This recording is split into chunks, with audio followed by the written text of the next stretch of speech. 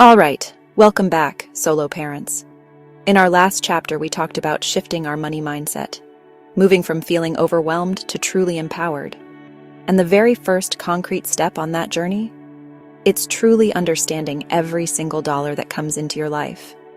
This isn't just about glancing at your paycheck, it's about a deep dive into your income insight. Think of your income as the foundation of your financial house. If you don't know exactly what materials you have to build with, how can you plan a sturdy structure? Many of us, especially solo parents juggling a million things, only have a vague idea of our total monthly income. We see our main paycheck, maybe some child support, and that's it. But I promise you, when you meticulously count every penny, it's incredibly empowering. It often reveals more resources than you realized, giving you a clearer starting point for your budget. This isn't just about numbers, it's about seeing your true financial power. Let's start with what most of us consider our primary income. For many, that's your employment income, your salary or wages from a job. When you look at your paycheck, you'll see a gross pay amount and a net pay amount. For budgeting, we almost always work with your net pay.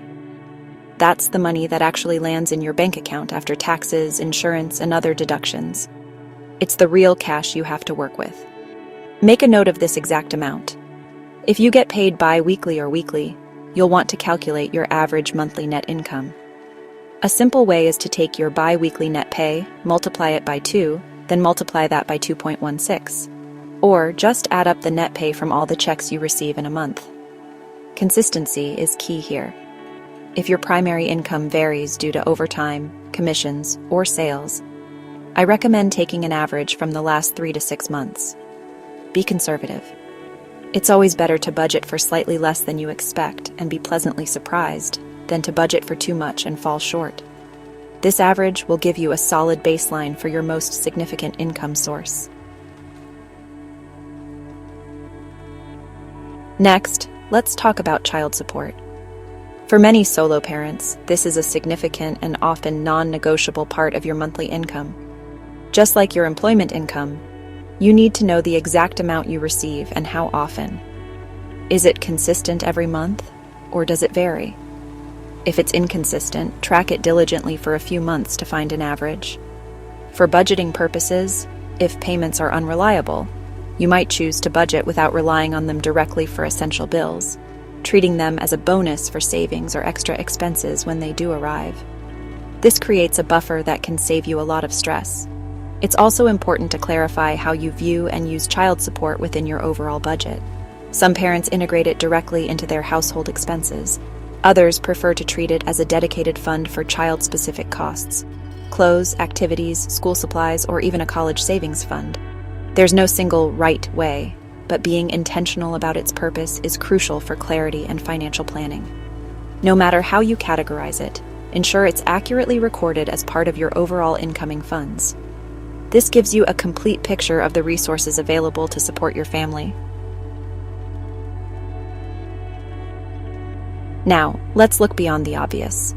Many solo parents have hidden or irregular income streams they might not even be fully counting.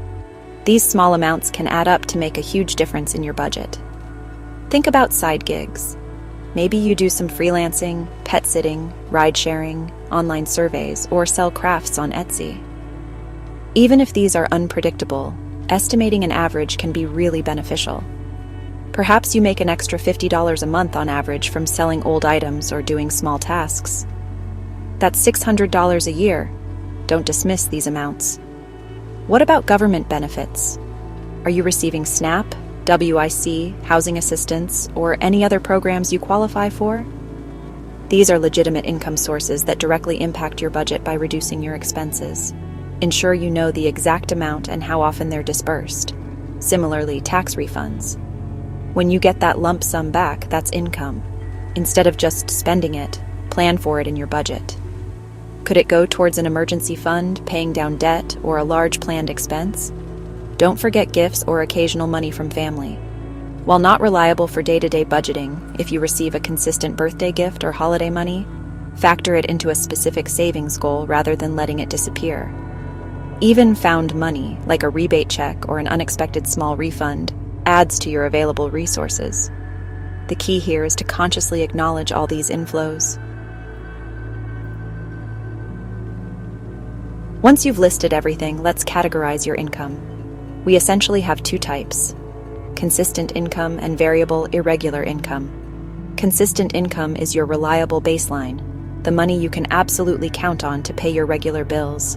This is your core. Variable income is extra.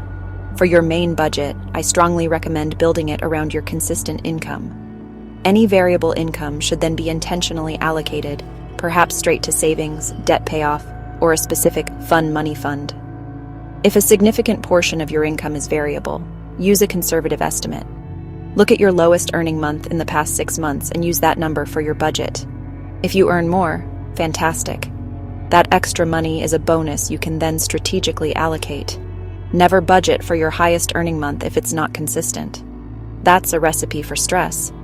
This conservative approach builds in a buffer, making your budget more resilient and reducing financial anxiety. Now, it's time for the actionable step. This isn't just theory, it's about doing the work.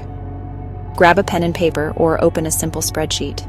Create columns for income source, for example, main job net pay, child support, freelance work, pet sitting, government benefit X. Amount, the specific amount you receive. Frequency, for example, bi-weekly, monthly, quarterly, irregular. Monthly average. Calculate what this typically averages out to per month. Add it all up. This final number, your total monthly income, is the foundation for everything we do next. It's your complete picture. This clarity is truly empowering. It shows you exactly what resources you have at your disposal to build the financial life you want for your family. So, how did your income insight map look? Take a moment to celebrate this clarity. Knowing your income inside and out is the first major step to taking control. In our next chapter, we're going to use this total income number to create your spending plan by diving into needs versus wants. You won't want to miss it. If this chapter helped you, please hit that like button, share it with a solo parent who needs this insight, and don't forget to subscribe so you don't miss any part of this series. What's one surprising income source you discovered? Let us know in the comments.